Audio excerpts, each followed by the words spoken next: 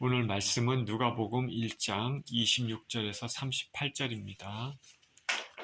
누가복음 1장 26절에서 38절 같이 읽습니다. 시작. 여섯째 달에 천사 가브리엘이 하나님의 보내심을 받아 갈릴리 나사렛이란 동네에 가서 다윗의 자손 요셉이라는 사람과 약혼한 처녀에게 이르니 그 처녀의 이름은 마리아라. 그에게 들어가 이르되 은혜를 받은 자여 평안할지어다. 주께서 너와 함께 하시도다 하니 처녀가 그 말을 듣고 놀라 이런 인사가 어찌함인가 생각하매 천사가 이르되 마리아여 무서워하지 말라. 내가 하나님께 은혜를 입었느니라. 보라 내가 잉태하여 아들을 낳으리니 그 이름을 예수라 하라. 그는 큰 자가 되고 지극히 높으신 이의 아들이라 일컬어질 것이요 주 하나님께서 그 조상 다윗의 왕위를 그에게 주시리니 영원히 야곱의 집을 왕으로 다스리실 것이며 그 나라가 무궁하리라. 마리아가 천사에게 말하되 나는 남자를 알지 못하니 어찌 이 일이 있으리이까. 천사가 대답하여 이르되 성령이 내게 임하시고 지극히 높으신 이의 능력이 너를 덮으시리니 이러므로 나실 바 거룩한 이는 하나님의 아들이라 일컬어지리라. 보라 내 친족 엘리사벳도 늙어서 아들을 배었느니라. 본래 임신하지 못한다고 알려진 이가 이미 6달이 되었나니 대저 하나님의 모든 말씀은 능하지 못하심이 없느니라. 마리아가 이르되 주의 여정이 오니 말씀대로 내게 이루어지이다 하매 천사가 떠나가니라. 아멘. 대강절을 지내고 있는데 주님의 나심을 기다리며 라는 제목으로 말씀을 나누겠습니다. 기도합니다. 좋으신 아버지 감사를 드립니다. 어수선한 연말이지만 우리 주 예수 그리스도의 나심을 기다리는 마음으로 주님 앞에 나가기를 원합니다. 오늘 말씀을 통하여서 주님의 은혜를 체험하는 시간이 되게 하여 주시옵소서. 감사드리며 우리 주 예수 그리스도 이름으로 기도합니다. 아멘.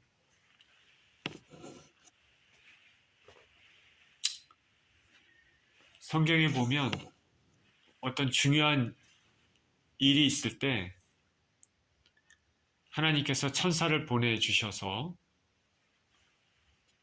알려주는 경우가 있습니다. 천사에도 여러 계급들이 있죠. 그 중에서 가장 높은 계급은 천사장이 있습니다. 성경에 우리가 알고 있는 천사장은 누구입니까?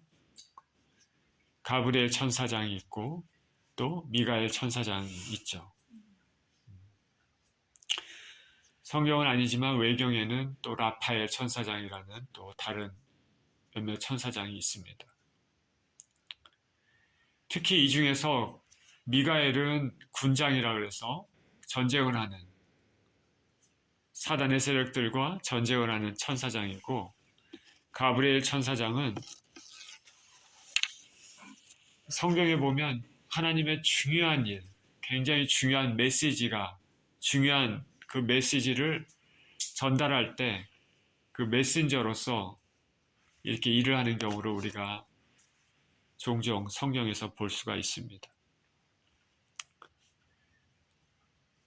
구약에서 그는 다니엘 선지자에게 인류 역사의 파노라마, 그리고 특별히 택한 백성들의 미래, 그를 알려주는 천사장의 일을 했습니다.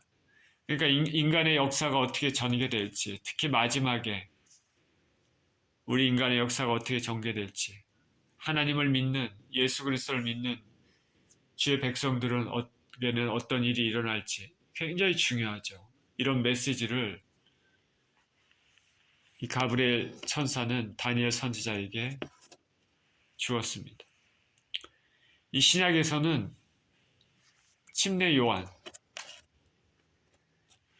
요한의 탄생을 직무를 수행하는 그 침례 요한의 아버지 제사장 사가랴에게 알려줬습니다. 요한은 매우 중요한 인물이죠. 바로 예수 그리스도의 나심을 예비하는, 예수 그리스도의 사역을 예비하는 그런 길을 평탄하게 하는 중요한 인물입니다. 이렇게 가브리엘은 이런 침례 요한의 삶을 또 알려주고, 이제 그 가브리엘 천사는 갈릴리 나사렛에 살고 있었던 어린 10대 유대 소녀 마리아를 방문합니다. 우리 인류 역사에서 가장 중요한 사건, 구세주를 잉태하는, 예수 그리스도를 잉태하는 소식을 이 마리아에게 전해주는 것입니다. 본문을 읽습니다. 26절에 여섯째 달에 천사 가브리엘이 하나님의 보내심을 받아 갈릴리 나사렛이란 동네에 가서 다윗의 자손 요셉이라 하는 사람과 약혼한 처녀에게 이르니 그 처녀 이름은 마리아라. 그에게 들어가 이르되 은혜를 받은 자여 평안할지어다. 주께서 너와 함께 하시도다 하니. 이 여섯째 딸이라는 말이 나오죠. 여섯째 달에 천사 가브리엘이 갈릴리 나사렛 동네에 사는 마리아를 방문했습니다. 여기 여섯째 딸은 침례 요한이 날 때 침례 요한의 어머니 엘리사벳이 요한을 임신하고 여섯째 딸을 해당하는 겁니다. 그러니까 예수님과 요한이 5달, 거의 5, 6달짜리 차이로 태어났음을 알 수 있습니다. 가브리엘은 천사장이죠. 서두에 말씀드렸다시피 성경에서 하나님의 중요한 메시지를 전달하는 임무를 담당했습니다. 그는 예수 그리스도께서 탄생하실 거라는 중요한 메시지를, 그리고 그 통로로 마리아가 쓰임받을 것이라는 것을 전하러 마리아에게 왔습니다. 이 마리아는 요셉과 약혼한 사이입니다. 약혼을 했습니다. 결혼은 아직 안 했죠. 그러나 결혼할 사이, 유대 사회에서는 실질적으로 혼인관계를 이미 맺은 상황이나 마찬가지입니다. 그래서 남편 요셉이라고 합니다. 아직 결혼 안 했지만.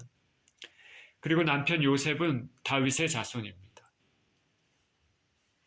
조상의 뿌리가 다윗이라는 것이죠. 다윗 계통의 사람입니다. 하나님께서는 다윗 왕에게 예언했습니다. 너의 후손을 통해서 이스라엘의 영원한 통치자가 나올 것이다. 지금이 바로 그때인 것입니다. 마리아는 당시에 유대 풍속에서 결혼할 그 영을 생각했을 때 10대 소녀였습니다. 아마도 10대 중에서도 프리틴, 그러니까 좀 더 어린 10대 소녀일 가능성이 많습니다. 마리아는 처녀입니다. 다시 말해서 한 번도 남자와 동침한 적이 없습니다. 그 마리아가 살던 동네는 나사렛입니다. 갈릴리 나사렛.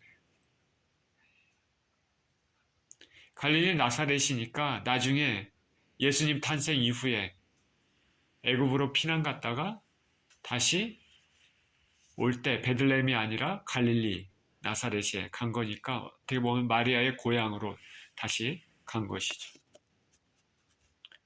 이 갈릴리 나사렛은 당시 이스라엘에는 변방 지역에 속했습니다. 갈릴리는 촌지방입니다. 유대 사람들은 갈릴리 사람들을 촌뜨기라고 취급했습니다. 우리가 한국의 경상도나 전라도나 사는 사람들 보면은 사투리를 하는 경우가 있습니다. 많죠. 마찬가지로 갈릴리 사람들도 그 당시에 갈릴리 특유의 사투리를 하는 사람들이 있었습니다. 그래서 당시 유대, 예루살렘, 그 중심 사람들의 입장에서는 갈릴리 사람들은 촌뜨기와 같았습니다. 하나님께서는 유대의 화려한 중심지, 화려한 예루살렘이 아니라 변방촌에 해당하는 갈릴리, 나사렛에 사는 이 참 연약한, 참 어린 10대 소녀를 택해서 예수님이 태어나도록 하셨습니다. 이것이 하나님의 방식입니다.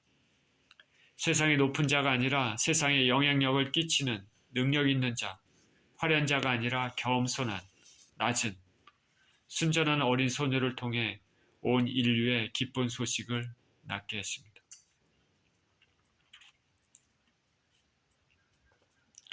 가브리엘이 마리아에게 말합니다. 은혜를 받은 자여 평안할지어다. 주께서 너와 함께 하시도다. 마리아는 은혜를 받은 자입니다. 왜냐하면 하나님께서 함께 하시고 있기 때문입니다. 이 세상에서 가장 큰 복을 받은 자는, 가장 큰 은혜를 받은 자는 하나님께서 함께 하시는 자입니다. 하나님이 지금 나와 함께 하신다는 것을 내가 믿고 또 내가 그것을 느끼게 된다면, 체험하게 된다면 얼마나 행복하겠습니까? 성경에서는 복 있는 자에 대한 정의를 여기저기 하지만, 예를 들면 산상수훈에 마음이 가난한 자는 복이 있나니 천국이 저희 것이며 이렇게 얘기했습니다. 그리고 그 이후에 이어지는 복에 대한 얘기가 있는데, 그런 모든 복에 대한 얘기도 한 가지로 정리하자면 하나님께서 함께 하시는 자가 복이 있는 자다 말할 수 있습니다. 우리 삶의 궁극적인 목표는 천국문을 통과하는 것입니다.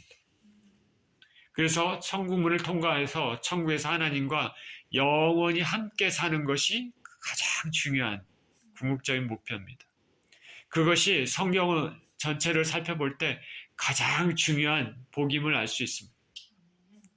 우리가 이 땅에서 잘 먹고 잘 살거나 어떤 놀라운 일을 해가거나 그것도 참으로 어떻게 보면 복이라 할 수 있지만은, 그러나 그게 복이 아니라 우리가 천국문을 통과해서 하나님과 함께하는 그 삶이 가장 큰 복입니다. 예수님께서 제자들을 보내셔서 천국 복음을 전파하고 귀신을 쫓아내고 병을 고치라고 말했습니다.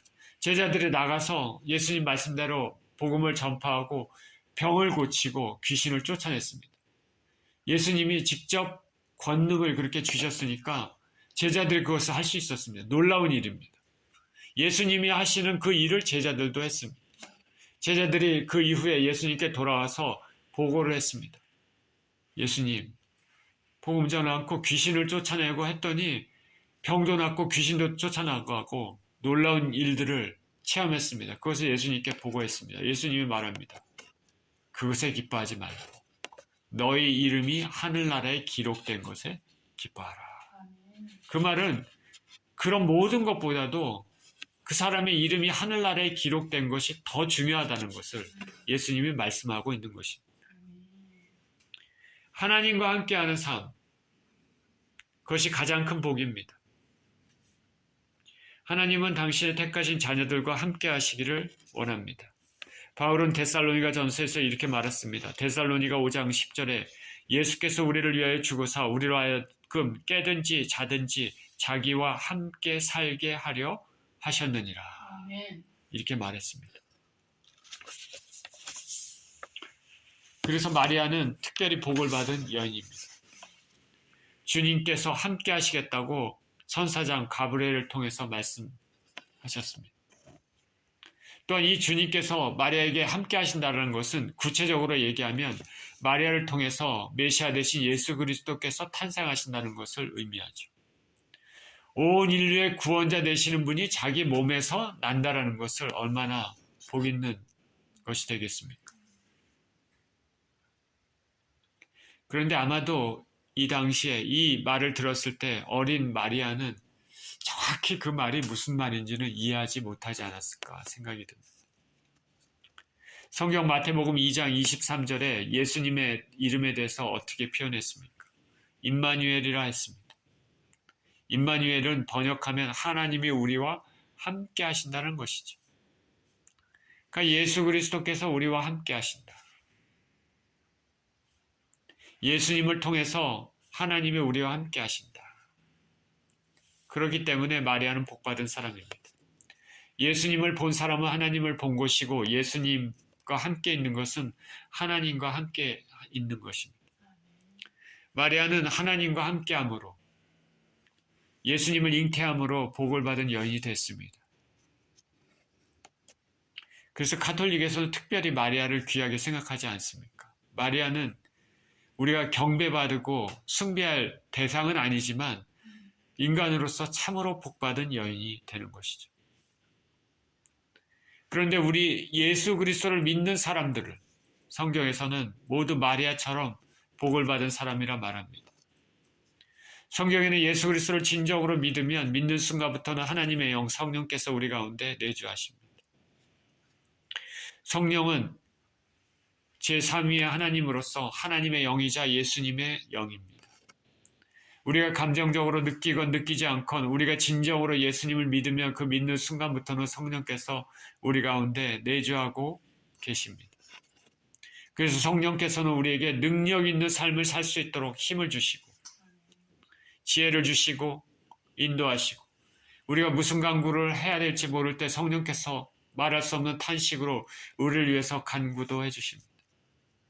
그리고 성령께서는 하나님의 깊은 것이라도 우리에게 알려주십니다. 하나님이 무슨 계획을 가지고 오시고 앞으로 어떻게 하시겠다. 우리는 모르지만 우리 안에 있는 성령님이 말씀하시면 우리가 알게 되는 것입니다. 저 여러분 안에 성령님이 계십니까?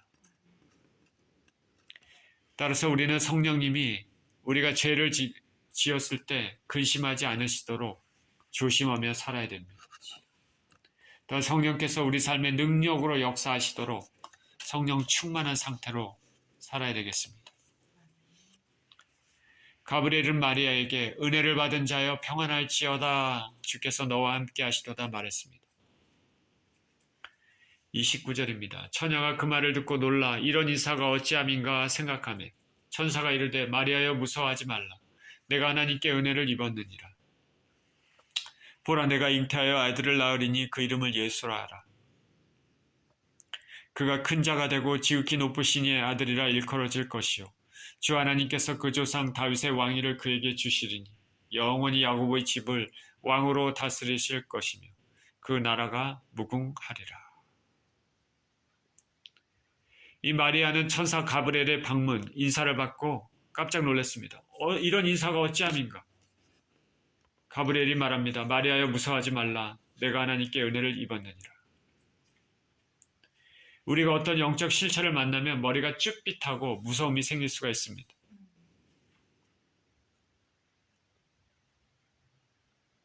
영적 실체를 나누면 머리가 쭈삣하고 무서움이 생길 수 있다. 욥기에서도 욥의 친구가 그런 얘기를 하지 않습니까? 쭈삣하고 무서운 적이 있었다. 가브리엘은 마리아를 안심시킵니다. 그리고 마리아가 은혜를 입었다고 말합니다. 내가 하나님께 은혜를 입었느니라. 무슨 은혜입니까? 예수님을 잉태하는 은혜입니다. 보라 내가 잉태하여 아들을 낳으리니 그 이름을 예수라 하라. 보라 내가 남자 아기를 잉태할 것이고 그 이름은 예수라고 하라고 말합니다. 마리아 입장에서는 자기는 처녀인지 다짜고짜 아기를 잉태한다고 하니 그것이 어떻게 은혜가 될까? 다음 절에 아기 예수가 어떤 분이 될 것을 말하고 있기 때문입니다. 그가 큰 자가 되고 지극히 높으신 이의 아들이라 일컬음을 받게 된다. 그리고 하나님께서 다윗의 왕위를 그에게 주실 것이다. 낮게 될 아기는 장차 큰 자가 되고 지극히 높으신 이의 아들이라 불릴 것입니다. 다시 말해 하나님의 아들이라 불릴 것입니다. Son of God. 우리가 다 예수님 부르는 또 다른 명칭입니다. 하나님의 아들이십니다. 그 예수님께서는 다윗의 왕위를 받을 것입니다. 다윗의 왕위를 받을 거다. 다윗이 누굽니까? 이스라엘 역사상 가장 위대한 왕입니다. 다윗이 왕이 되었던 시대에는 이스라엘은 강대국이었고 다른 나라가 함부로 침략도 할 수가 없었습니다. 다윗이 가는 전쟁하는 곳에는 항상 이겼습니다. 영토도 많이 늘렸습니다. 하나님을 섬기는 제도도 충실히 수행됐습니다. 성전에서 봉사하는 레위인들, 제사장들이 온전히 하나님을 섬기는 일에만 전념하도록 했던 시대입니다. 그만큼 하나님 섬기는 일에 온전한 모습을 보였을 때입니다. 찬양제도 있었습니다. 하나님은 다윗을 내 마음에 합한 자라 말씀하셨습니다. 하나님은 다윗 시대에 평화를 주셨고 그의 위가 영원할 것이라고 말했습니다. 다윗 이후에 북왕국은 여러 왕조가 피비린내 나는 구테타를 통해서 계속 바뀌었지만 남왕국 유다는 다윗이 죽은 후에도 그의 아들의 계보가 계속 왕으로 이어졌습니다.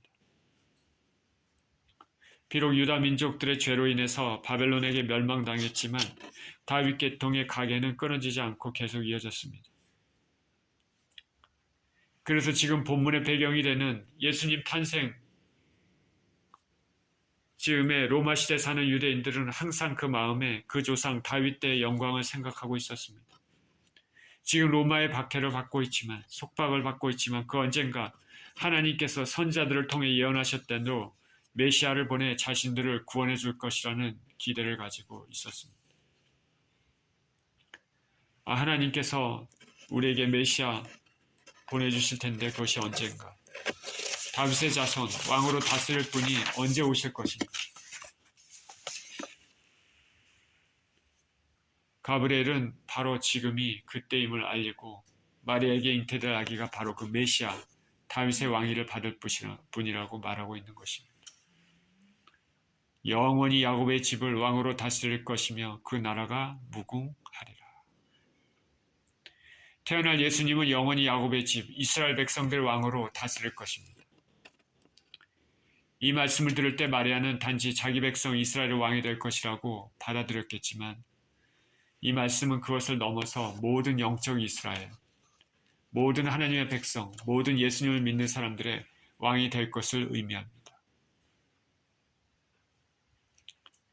지금 저와 여러분은 구약의 이스라엘 백성처럼 하나님의 자녀입니다.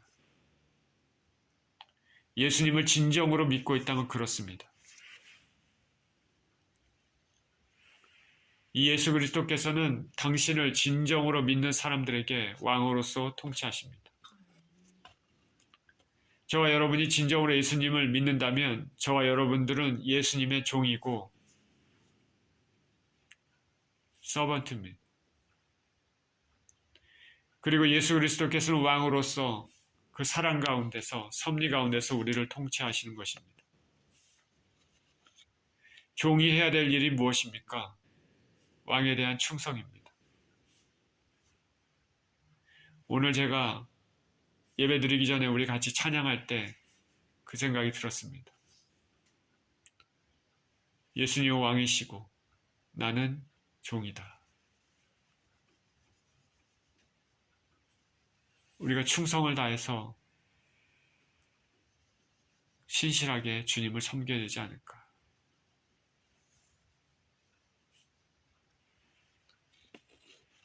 종이 행해야 될 것은 충성인데 예수님 말씀에 순종하는 충성입니다. 따라서 우리는 우리 소욕대로 이 세상을 살아가서는 안 됩니다. 내가 왕이 된 것처럼, 내가 세상의 주인인 것처럼 예수님을 생각지 않고 내 마음대로, 내 계획대로, 내 소욕대로, 내 죄성에 따라서 그렇게 산다면 그것은 예수님의 종이 아닙니다. 우리가 교회에 와서 예배드려서 출석하고서 예배드린다 하더라도 아직 내 마음이 내가 세상의 중심이고 내 욕심대로 하나님 말씀을 경시하면서 한다면 예수님의 사람, 예수님의 종이라고 할 수가 없는 것이죠. 예수님께서는 나를 따르는 자, 자기를 부인하고 자기 십자가를 지고 나를 따르라고 말씀하셨습니다. 우리 안에 있는 못된 자아들, 죄성을 그대로 보여주는 자아를 붙잡고 살아가서는 안 되겠습니다. 그래서 사도 바울은 나는 매일매일 죽노라 말했습니다.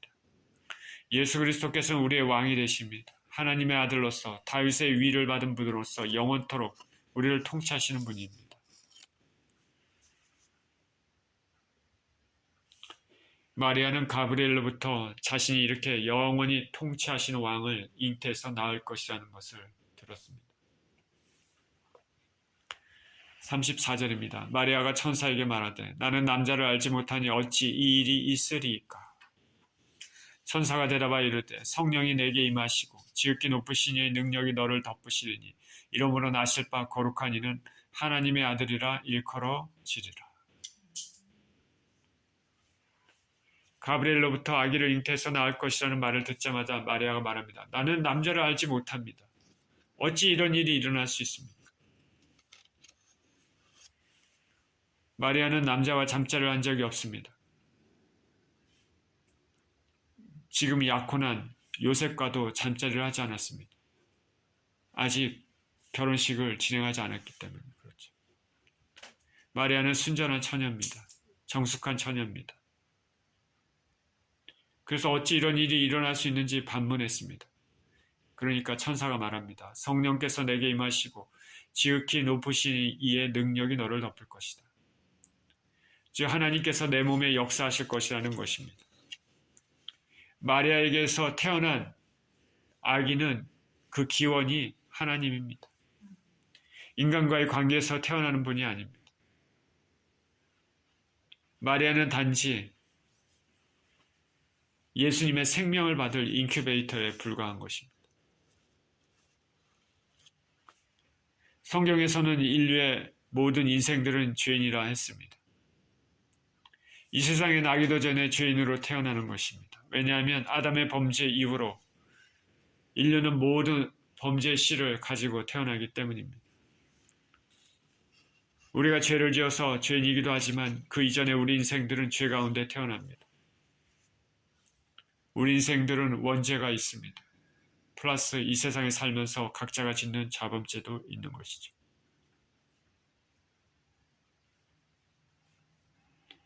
우리에게는 아담의 범죄의 씨가 있습니다. 그래서 죄인입니다. 그러나 예수님은 그러지 않으셨습니다. 예수님의 기원은 인간이 아니라 하나님이시기 때문입니다. 그래서 죄 없이 태어나셨습니다. 이렇게 죄 없이 태어나셔야지만은 죄인인 인간의 죄를 대신해서 죽으실 수 있기 때문입니다. 죄인인 자가 또 다른 죄인을 대속할 수 있습니까? 안 되죠. 죄인을 대속하기 위해서는 누가 죄 없는 자가 대속을 해야 되는 것입니다.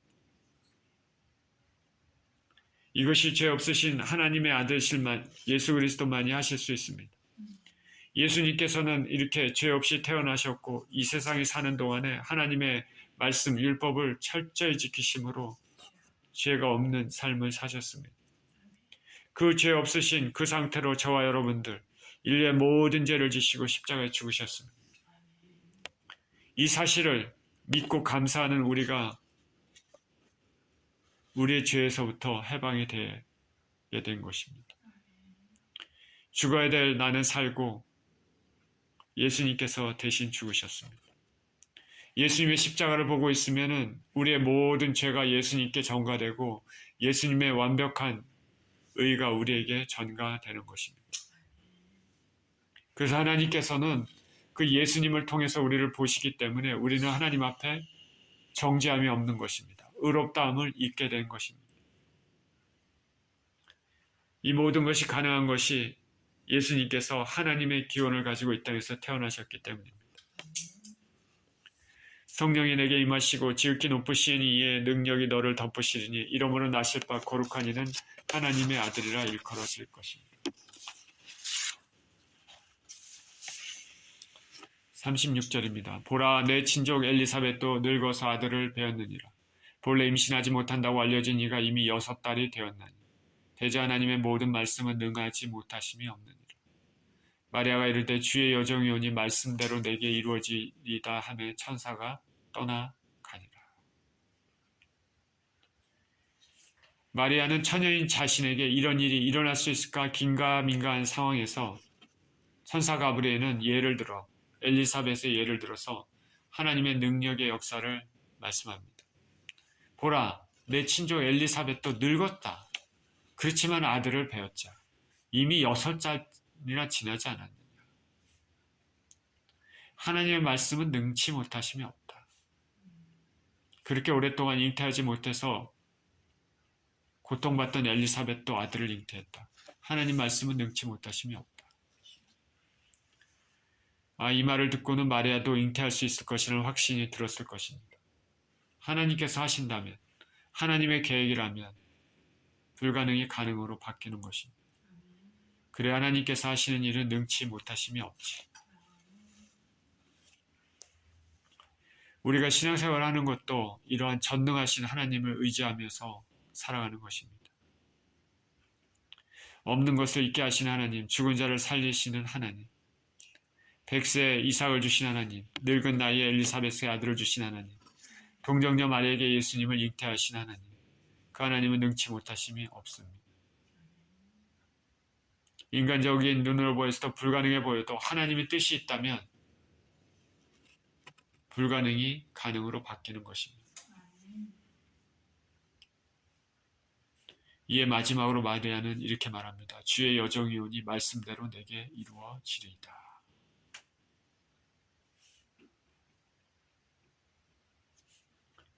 약혼한 처녀가 결혼 전에 아기를 잉태한다는 것은 사회적으로 매장당할 수 있는 매우 위험한 일입니다. 그렇지만 마리아는 천사를 통해 말씀하신 하나님의 뜻에 그대로 순종했습니다. 아내가 결혼도 하지 않았는데 배가 부르면은 주위 사람들이 나를 어떻게 생각할까? 돌에 맞아 죽지 않을까? 설사 그렇지 않아도 사회적으로 매장되지 않을까? 생각이 많이 있을 수 있죠. 근데 마리아는 천사 가브리엘의 한 그 말을 그대로 받아들이고 그대로 순종했습니다. 그대로. 10대 어린 소녀의 순종입니다. 참으로 귀합니다. 마리아의 성품이 어떤지 우리가 알 수 있습니다. 그렇죠? 그리고 믿음이 어떤지도 알 수 있는 것이죠. 온 인류를 구원하시고자 하는 하나님의 계획이 이 작은 어린 소녀의 순종을 통해 이루어진다는 것이 참으로 놀랍습니다. 오늘은 예수님의 나심을 기다리며 말씀을 나누었습니다. 예수님의 탄생은 참으로 극적입니다. 갈릴리의 한 작은 마을 나사렛에 사는 어린 소녀 마리아의 몸을 빌려 하나님은 당신의 아들을 이 땅에 보내셨습니다. 그 아기의 이름은 예수며 또 달리 말하면 임마누엘입니다. 바로 하나님께서 함께 하신다는 것입니다. 예수님은 하나님의 아들로서 다윗의 왕위를 이어 영원토록 당신의 백성들, 저와 여러분들을 통치하십니다. 그 하나님의 백성들은 안에는 저와 여러분이 있습니다. 예수님을 진정으로 믿는 인생들로서 예수님의 나심을 마리아처럼 순종하는 마음으로 준비하시는 저와 여러분 모두 되시기를 예수 그리스도 이름으로 축원드립니다. 기도하겠습니다. 하나님 아버지, 온 인류를 구원하실 기쁘고 정말 복된 소식을 천사 가브리엘을 통해서 어린 소녀 마리아에게 말씀하셨습니다. 마리아는 그 말씀에 그대로 순종하고 이루어지리다, 주의 종에게 이루어지리다 하고 순종했습니다. 이 예수님 그리스도께서는 당신의 백성들을 평화의 왕으로 영원토록 통치하실 것입니다. 하나님, 이 구원의 기쁜 소식, 은혜를 우리에게 주신 것에 감사를 드립니다. 예수님의 오심을 기다리는 이 시기에 마리아처럼 순종하는 마음으로 기다리고 준비하는 삶을 사는 우리 모두 되게 하여 주시옵소서. 감사드리며 우리 주 예수 그리스도 이름으로 기도합니다. 아멘.